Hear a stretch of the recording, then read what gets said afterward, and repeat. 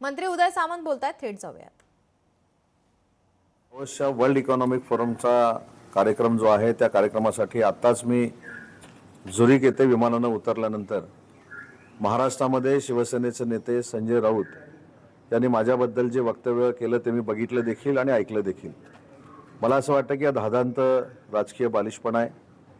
राज्याचे माजी मुख्यमंत्री आणि विद्यमान उपमुख्यमंत्री एकनाथ शिंदे साहेबांनी जो उठाव केला त्या उठावामध्ये मी सामील होतो आणि त्याचमुळं मला राज्याचं 2दा उद्योगमंत्री पद मिळालं याची मला पूर्ण जाणीव आहे. आणि म्हणून अशा एका सर्वसामान्य नेत्यानं माझ्या राजकीय जीवनामध्ये मला घडवण्यासाठीचे प्रयत्न केलेले आहेत ते मी कधीही विसरू शकत नाही. आणि माझे आणि एकनाथ शिंदे साहेबांचे संबंध हे राजकारणाच्या पलीकडचे आहेत. त्याच्यामुळं कोणीही आमच्या दोघांमध्ये वाद लावायचा जर प्रयत्न केला, केविलवाणा प्रयत्न केला, तर तो यशस्वी होणार नाही. आणि याच पार्श्वभूमीवर विजय वडेट्टीवार देखील काहीतरी बोलले असं मला कळलेलं आहे. विजयजी, मला असं वाटतं की माननीय एकनाथ शिंदे साहेब हे सर्वसामान्य कुटुंबातनं मोठे झालेले आहेत.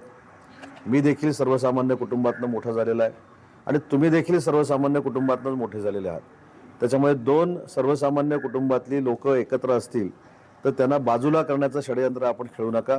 कारण तुम्ही देखील भाजपमध्ये येण्यासाठी देवेंद्रजी फडणवीसना किती वेळा भेटला याची पूर्ण माहिती माझ्याकडे आहे. परंतु मी काही राजकीय एथिक्स पाळतो आणि राजकीय एथिक्स पाळत असल्यामुळे मी कधी वैयक्तिक बदनामीकारक टीका करत नाही. म्हणून तो एखाद्या सर्वसामान्य कुटुंबातल्या राजकीय कार्यकर्त्याला संपवण्यासाठी असं फालतू षडयंत्र कोणी करू नये हीच माझी सूचना आहे. आणि म्हणून पुन्हा एकदा सांगतो की जे वक्तव्य संजय राऊत आणि विजय वडेट्टीवार यांनी केलं हे धादांत खोटं आहे. हे निषेध करण्यासारखं आहे, त्याचा मी निषेध करतो.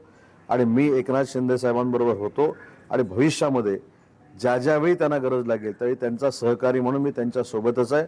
आणि अशा षडयंत्राला मी भीक घालत नाही आणि यामुळे आमच्या दोघांमध्ये गैरसमज देखील होणार नाहीत. लोकशाही मराठी ऐका, पहा, जागरूक रहा.